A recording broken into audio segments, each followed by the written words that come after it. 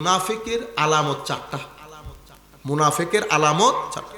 এমনিতে মুনাফিক মানে নেফাকত দুই ধরনের হয়। একটা হচ্ছে ঈমানের মধ্যে নেফাকত থাকা, আর একটা হচ্ছে আমলের মধ্যে নেফাকত থাকা। একটা হচ্ছে ঈমানের দিক থেকে মুনাফিক, আর একটা হচ্ছে আমলের দিক থেকে মুনাফিক। ঈমানের দিক থেকে মুনাফিককে, যে ব্যক্তি শানে রিসালাতে বিয়াদবি করে, সে নিরেট মুনাফিক। নিরেট মুনাফিক বলেন, যেই ব্যক্তি আমার নবীর শান সংকুচিত হয়, আমার নবী ডিফেন্ড হয়, আমার নবীর শানে বেয়াদবি হয়।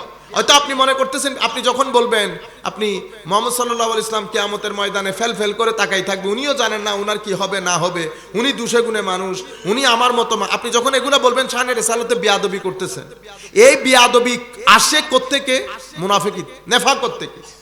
নিরেট মুনাফিক না হলে শানে রিসালাতে বিয়াদবি করতে পারেন। আপনি যখন আলে বাইত রাসূলের শানে বিয়াদবি করবেন, আপনার ভিতরে মুনাফিকি আছে। আপনি যখন সাহাবায়ে কেরামের শানে বিয়াদবি করবেন, মুনাফিকি আছে আপনার ভিতরে। আপনি বুঝতে পারছেন? এগুলা হচ্ছে আকীদার মুনাফিক। আমলের মুনাফিক কোনজন? আমার নবী সাল্লাল্লাহু আলাইহি ওয়াসাল্লাম বলছেন, যে ব্যক্তি কথা বললেই মিথ্যা বলে, নাম্বার 1।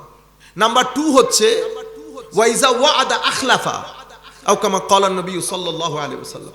ওয়াদা করলে ভঙ্গ করে, তার মধ্যে কোনো কি নাই, একবার দুইবার ভঙ্গ করা না, মানে এটা তার অভ্যাস হয়ে গেছে। ওয়াইজা খাসামা ফাজারা, যখন পরস্পর একজন আরেকজনের সাথে কোনো বিষয়ে বাকবিতণ্ডা হয় না আমাদের মধ্যে, আমরা লাঠি নিয়ে দৌড় দেই, তো এই অবস্থার মধ্যে সে অশ্লীল অশ্রাব্য ভাষায় গালিগালাজ করবে, যেটা আপনি শুনতে পারবেন না। একটা হচ্ছে নরমাল গালাগালি। নরমাল গালাগালি আপনি কেন করবেন? এটা তো মানুষ। আপনি যখন গালিগালাজ করবেন কি হবে জানেন? আপনার ছেলে সন্তান কখনো গালিগালাজ থেকে মুক্ত হতে পারবেন না।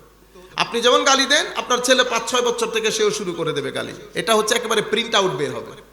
সুতরাং আমার নবী আমাদেরকে যেটা শিখিয়েছেন, যে তুমি এই আন্দাজে পরিবর্তন হও, তোমার ভবিষ্যৎ প্রজন্ম অনেক সভ্য হবে। আপনি কি চান আপনার ছেলে আপনার মতো করে এই ধরনের হোক? কেউ চায় না। কারণ আপনার ছেলে আপনার সম্পদ, আপনার কবরের সম্পদ। আপনি যদি আপনার ছেলেকে আপনি কবরের আগে তৈরি করেন যেতে না পারেন, আপনি আলহামদুর জন্য বসে থাকবেন, সে তো আলহামদু আপনার কবরে গিয়ে পড়বে না। সে আলহামদু আপনার কবরে গিয়ে, আপনি কিন্তু অনেক নিডই থাকবেন, আমার ছেলে আসুক, আমার জন্য দোয়া করুক, সূরা ফাতিহা পড়ুক, কিন্তু আপনি সূরা ফাতিহার জন্য ছেলেকে তৈরি করেন নাই। তো আমার নবী সাল্লাল্লাহু আলাইহি ওয়াসাল্লাম বলছেন, কয়টা বলেছেন? বললে মিথ্যা কথা বলে, অসম্ভব মিথ্যুক, যেটাকে আমরা বলি মিথ্যুক। ওয়াদা করলে ভঙ্গ করে, ওয়াদা ভঙ্গকারী, একেবারে নিরেট, আমরা বলি না চিটিং করে। আরেকটা হচ্ছে আমরা যখন ঝগড়া বিবাদ করি, মানে গালি তো গালি, সুবহানাল্লাহ। মানে এখানে তো আমরা তো সফরের মধ্যেই থাকতে হয়, এমন এমন দৃশ্য রাস্তার মধ্যে, ইন্না লিল্লাহ, এক গাল দাঁড়িয়ে রেখে আপনি এগুলা বলতেছেন, যাই আপনার মুখের সাথে, শব্দগুলোর সাথে আমার নবীর সুন্নতে তো আপনাকে হায়া দিতে পারে নাই।